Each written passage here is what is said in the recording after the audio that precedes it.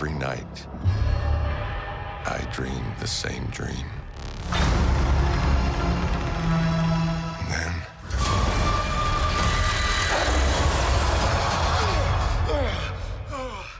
So first of all, Strange he likes to fix things. He's a perfectionist. Yeah. He might have made some mistakes along the way, or was there no other way? Does he, going into this film, have regrets, do you think, about some of the decisions he's made? Where do you want me to start with all of that?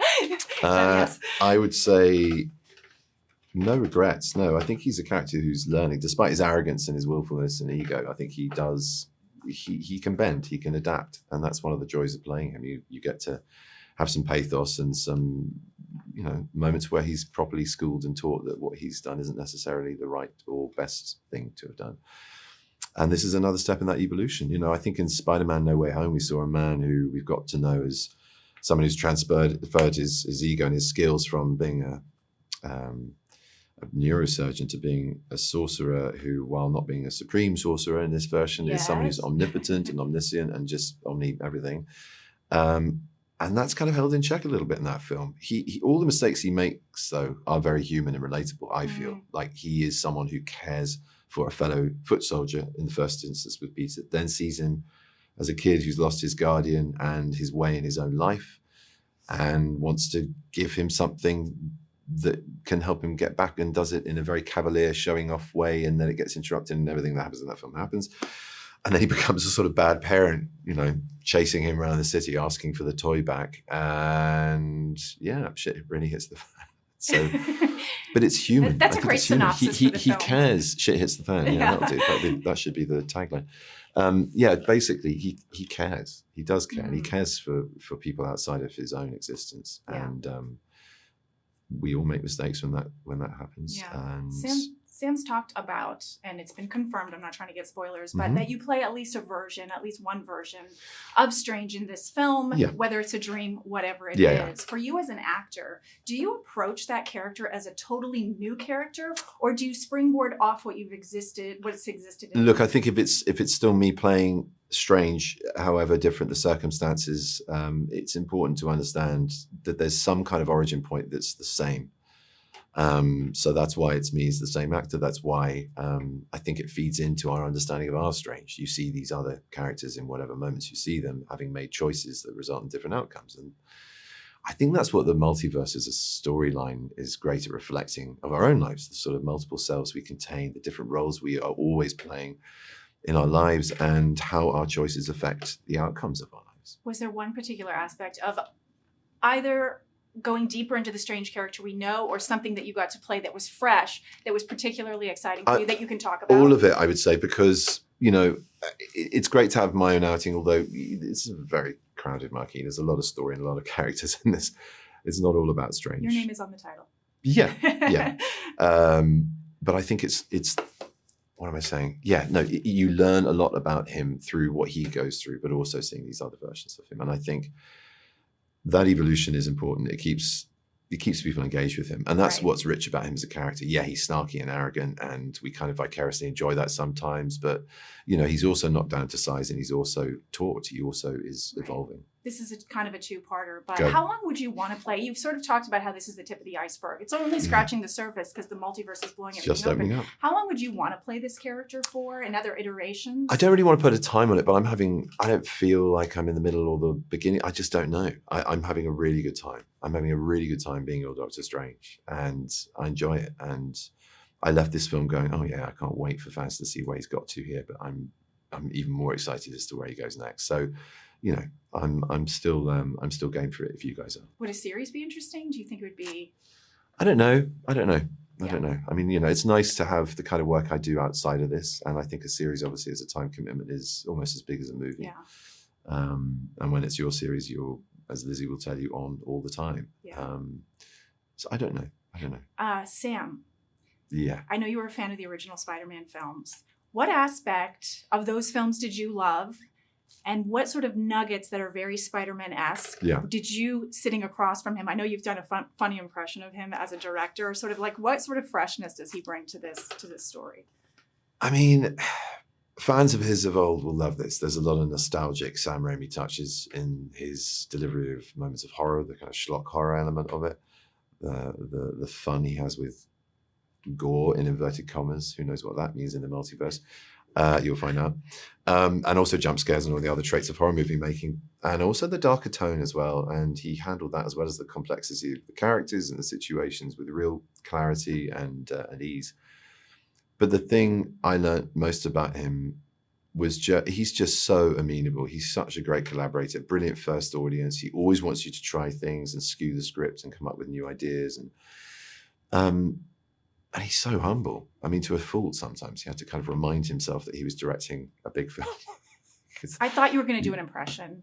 Oh, God. Well, you set me up for a fool, but, he's like, I'm going to, so in the thing, strange is here.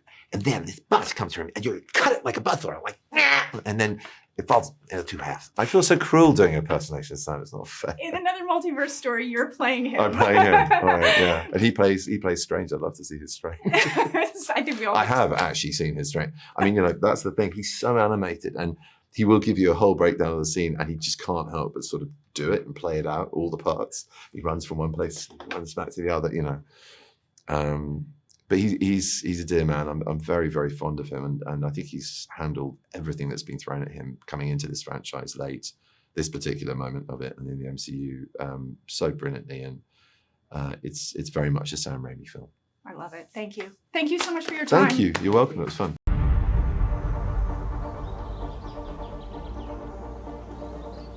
Wanda. I knew sooner or later you'd show up.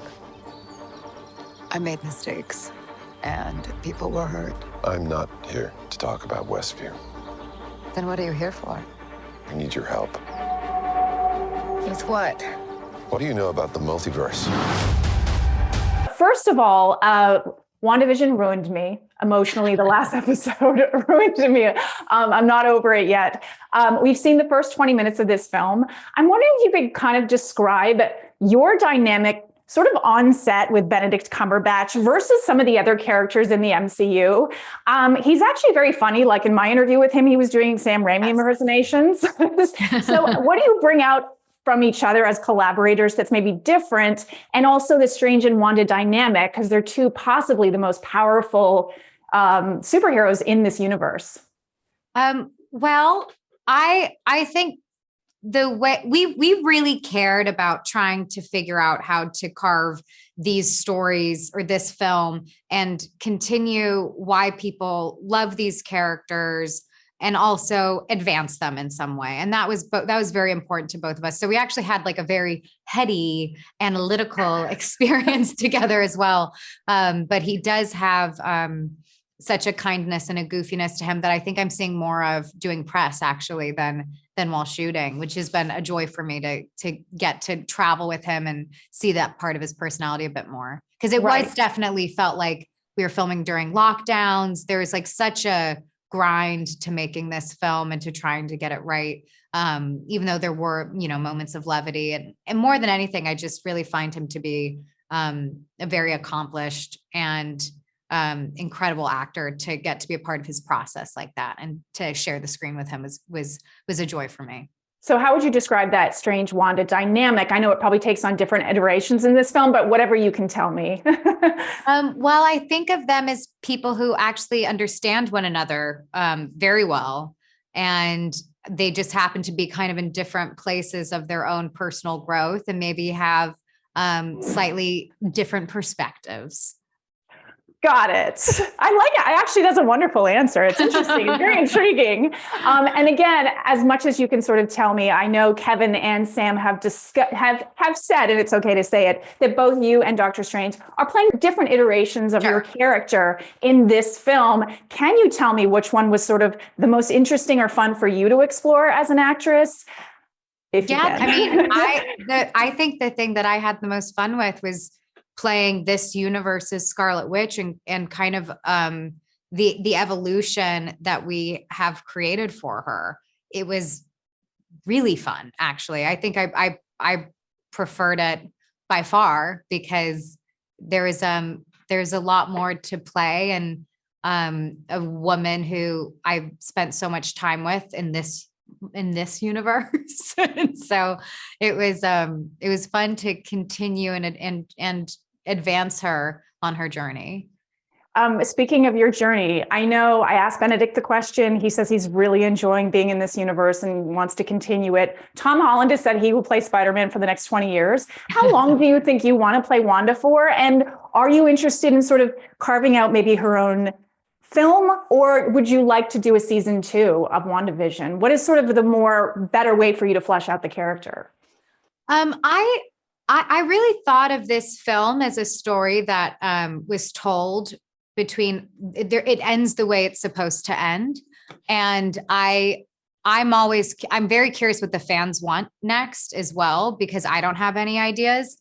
And so I think that would be helpful to get some ideas from them. My whole thing, without having like these big picture deals or whatever to, go 9 times or whatever it is that as long as, and this is what happened with WandaVision, as long as there's a good story to tell, I'll be there. But I don't think it's fun for the fans for us to just like show up and not have anything interesting to share or to tell or to explore. And so for me, it's always about the story. If there's a good idea, I'm happy to play her. I also think her being old will actually be kind of amazing. In the comics, her power kind of deteriorates her and ages her in a way in some of the comics. And I do think of that as being kind of amazing. And I kind of imagine myself one day with like prosthetics and silver hair and like playing her as this like older wise woman. And so I do have this kind of this dream of aging her quite a bit. So maybe I'll play her when I am that age, or maybe, I love that. Maybe I just really think she's ancient in her, like the myth of the Scarlet Witch is this ancient myth. And so that's something that I kind of adore about,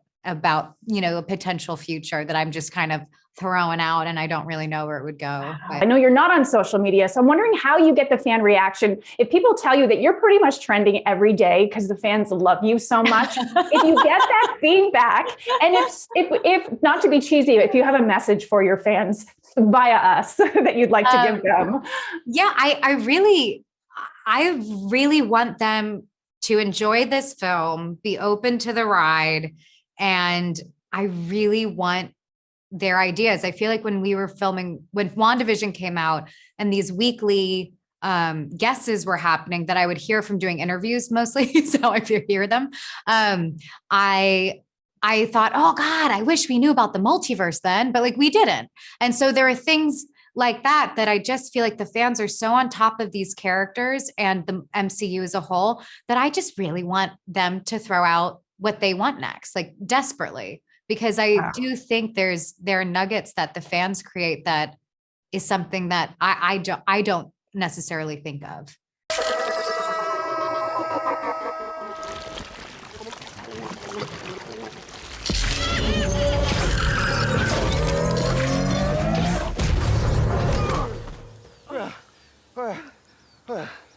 You okay? So, legend has it, 20 years ago, when you were pitching yourself to direct the first Spider-Man movie, you basically said it's a soap opera about a boy and a girl. You didn't focus in on the action. How would you describe this movie in one sentence? This is Doctor Strange having a chance to look himself in the mirror. A cracked mirror? A funhouse mirror. Yeah, he called it something else. He called it a expletive show. It's got a lot in this movie. There's a lot. There was a lot for you to tackle in this movie. Yes. It's been a long time since you've directed a superhero film. The first 3, Kevin Feige was an assistant on those films. Now he's the head honcho. Did he kind of give you the keys to the kingdom in terms of creating these new multiverse, these universes we never seen before? Was it a clean slate for you? And how has the superhero genre changed since the last time you directed a film? Well, Kevin doesn't give anybody the keys to the kingdom. He's very particular about making sure that the integrity of the characters stay intact. If you do that, though, he supports you 1,000 different ways from Sunday. And it's a pleasure working with him because it's very rare to have a company who really is trying more than anything to please the fans. Yeah. Not not the shareholders. So how are things changed for you? Like what sort of technology or sort of elements were really fun for you that you didn't get to explore in past films because it didn't exist? Well, a lot of things were much easier. The technology of creating the CGI creations, the process of working with the teams and the way we could send media back and forth. But primarily the job is the same. It wasn't tremendously easier or different. And the job is create or identify within the character the human qualities that the audience can connect with, present them on screen and make the drama have something to do with that so that the audience can watch a character maybe that's damaged, come across conflict and grow and heal, or someone who is, like in the case of Spider-Man, wrestling with the understanding of responsibility, becoming a responsible young man. So it's about the core job of directing hasn't changed. It's really about connecting with the audience. I know that you loved Spider-Man for the fact that you felt you could identify with the character, maybe growing up. How do you identify with Strange? What sort of kinship do you feel with that character? Well, now that I'm a little older, I can identify with his problems. He's got a very big ego, this guy, and he thinks that only he can do it right. And he doesn't want to share the job or trust anyone but himself. He's probably a very insecure person inside and has built up this ego as a shell to cover that insecurity. But as a director, I struggle with my ego too. You know, I count on my ego to tell the story. Directors read a book or a screenplay, and their job is to tell the crew and the actors exactly how they see it. I mean, talk about an egotistical job. It's like, who cares how you see it? What about how I see it? But that is the job of the director, to explain to the set decorator precisely who the character is so that they can use their artistic talent to put up the right poster on the wall for the kid and the right knick-knack near the bed that would be important to that character that you describe. So the director's vision really guides everything. Did you go to multiverse camp for this? How much studying did you have to do? And are there any rules in the multiverse? I didn't know a thing about the multiverse. I did have to go to camp a little bit. Marvel explained where we had been in the multiverse. They referenced comic books in the past, many of which I had read as a young man. And they pointed out storylines from the pre-existing Avengers movies or WandaVision. And I had to be aware of all these things, along with the writer, Michael Waldron, in bringing all these storylines and the concept of the multiverse forward. You have a lot of different sort of duos and dynamics in this film. There's sort of a new duo and sort of dynamic between Strange and Wanda that we haven't fully explored before. You also have America. She's a little bit defiant from what I've heard against Strange. She's not super impressed. Right. How important is it, and how on a storytelling level do you make sure you get those relationships right and make sure they're all different within the film? That's really the most important job that you described. The audience has had these experiences with these characters, and they know them. They know them. They've seen them. They've talked about them. They've written about them, and they've waited for the next installment. So my job, more than creating something from whole cloth, was in understanding who they were, learning from the actors, taking in Marvel's and the Avengers storylines moving forward, right, and telling the next installment that is a logical progression from where all the fans have been. I know we all had an emotional reaction to watching Tobey walk through the portal in Spider-Man No Way Home. What was your personal reaction? What emotion did you feel, maybe as a dad figure? And what aspect of where he's at right now? I know you talked to my colleague and said you'd be interested in exploring a Spider-Man film. What aspect of where he's at now would be interesting for you to explore in a future film? Well, my reaction to seeing No Way Home was very emotional. It was really great storytelling, and I thought, oh my gosh, there's Tobey again. There's Willem Dafoe. It was very fun, not just because I really liked the characters, but we spent many years together crafting those movies. So it was kind of like a reunion. And moving forward, was there an element of sort of, I love the fact that he's a little bit older. He's a little bit sort of like, you feel the pain of what he's been through. What part of that would you love to explore, of that aspect of where he's at now? I haven't thought about it at all. I don't actually have a plan to make a Spider-Man 4 right now. I think Columbia is doing really well with their Spider-Man movies. They probably don't want to go back and make a Spider-Man 4. But as a director that worked on a screenplay for some time, it's always hard to get that out of your head, the baby that you never had. So how bonkers is this movie going to get? It gets kind of crazy. It's like a journey not into one universe or two, but on and on you go. And the multiverse is a frightening place only because it's so similar. Many of the universes are very similar to ours. And just the slightest variation can show you the wrong path that you may take in life or the path that you should have taken when you meet these altered versions of yourself. Easter eggs that fans can look out for, maybe a scene. I don't know if you want to point out to any specific Easter eggs or a specific scene that people should look out for when they watch this film to find one. Yeah, I think there's a nice scene of America Chavez bringing Doctor Strange through the multiverse. That's a lot of fun, and that's something the audience could look forward to, I think.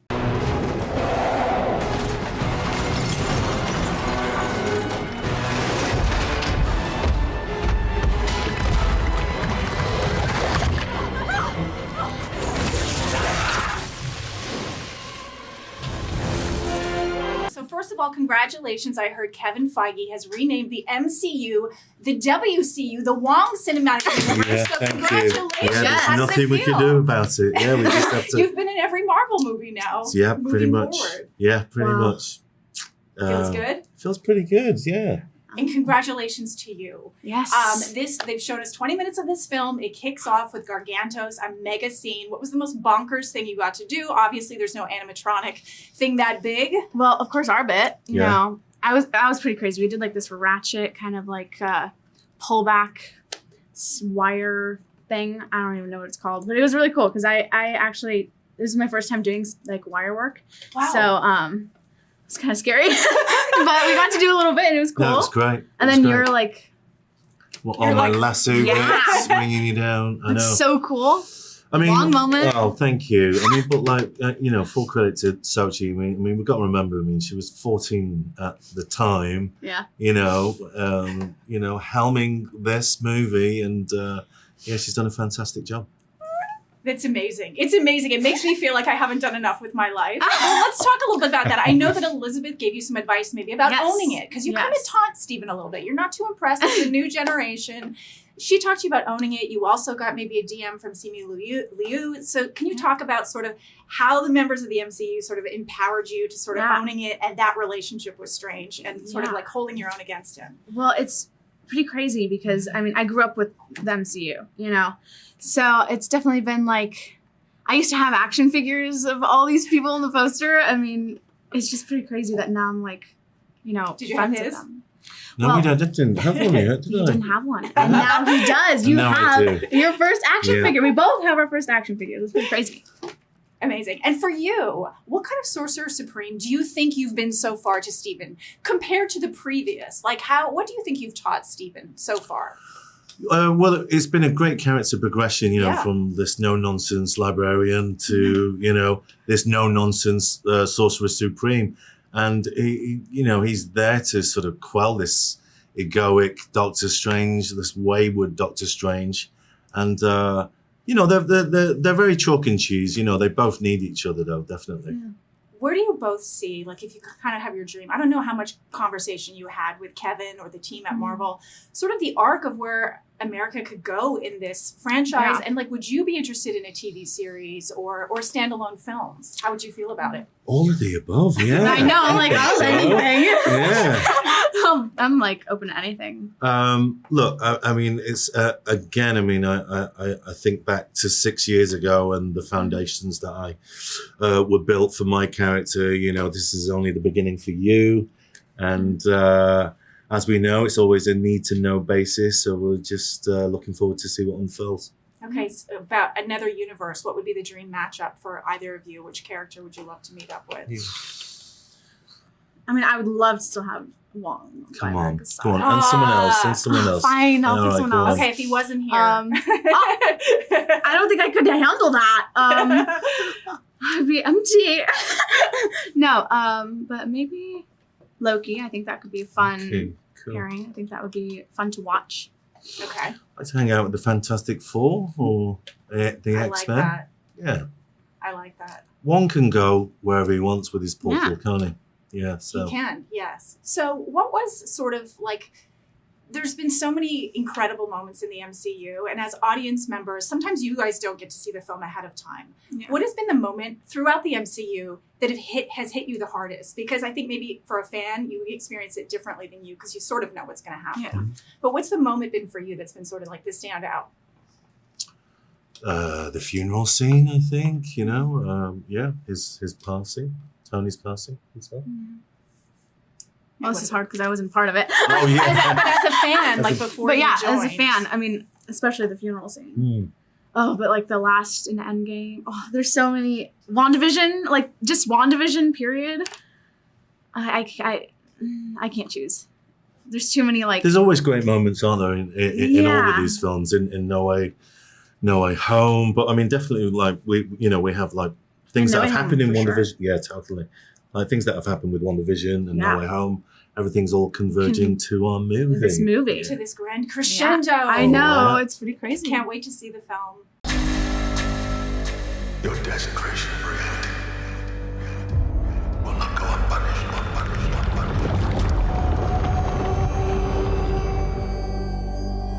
It was the only way.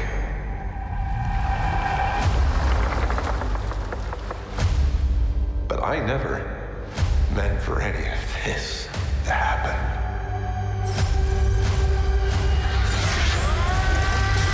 Did you create a backstory for yourself from the events of Doctor Strange? Was Christine snapped? Like, did you talk to anybody at Marvel about that? Because she's at a very different place when we pick up with her now. Right. Well, there was a lot of conversation about how different she would be. We wanted it to be jarring, but not so much that you didn't long for them to find the same relationship or a similar one that they had before as other people. So it was a tricky little dance, and but you want it to be a little bit unnerving. Yeah. That you're like, do I know this person? Or, oh no, wait, I don't know this person at all. That's kind of the fun of it. So for you as an actress, did you envision that you were dusted, or were you there for the years that people were sort of in the snap? I was not. I was very much alive. Well, I know you talked in the last film about, there was a scene on set where you were working with Benedict, and I think it was a crying scene, and you said you cried all day, and you talked about what a great scene partner he was. There's sort of like when you meet him at the wedding, and this is not a spoiler, but you are getting married in this one. When you meet him at the wedding, there's such a tangible chemistry between the two of you. How did you create it on this time around, and what was that moment like for Christine? How does she feel now? Because I feel like this is the love of my life, but he's not practical. Yes. I mean, weddings there's just something so heightened about them. Like everyone's kind of on the verge of tears or laughter, or everyone's not quite themselves. You're seeing each other in these epic outfits. Everybody looks great. I mean, there's just something about a wedding, isn't there? And alcohol's flowing, and I think it just lends itself to this specialness and last chances and reflection and regret, and so I think it makes for a very charged scene. Yeah. And then I think we just have such a history together. That's just been built in from day one with the previous film. So you just kind of have that in there. Yeah. I don't know what's happening in this film because we've obviously only seen 20 minutes, but I know they've teased like Natalie Portman. She's kind of like Mighty Thor. She gets like would you want to see something like that for your character moving forward in Marvel? Would you love to sort of get in on the action? I mean, I love working for Marvel. It's so fun, and I love this character. So, never say never to anything. Ever in life? And maybe, I don't know if it happens in this scene or not, but I know she sort of meets in the comics. She meets up with Nightcrawler, I think in X-Men. There's some X-Men crossover. Is there anything in there, I don't know how much you've delved into the comics, that you would like to sort of explore as a character? Again, I think it's always so fun when characters come in and you're like, oh, I didn't know they could be here. Oh, great. Okay, yeah, let's do that. So, it's always fun to sort of have these seemingly random mashups that turn into these great relationships or great scenes. And I just kind of follow Kevin on all of that, and follow the MCU and see where, all these surprising places it'll take. So, Well, I loved What If, and I loved all the possibilities. This is my last question to you. The fact that we're delving into a multiverse story. You personally, if you could meet up with a version of yourself somewhere, what do you think you would be doing, or what would you like to see yourself doing, or what type of personality would you like to meet up with? Oh gosh, wow. That's a big question. I guess I'd like to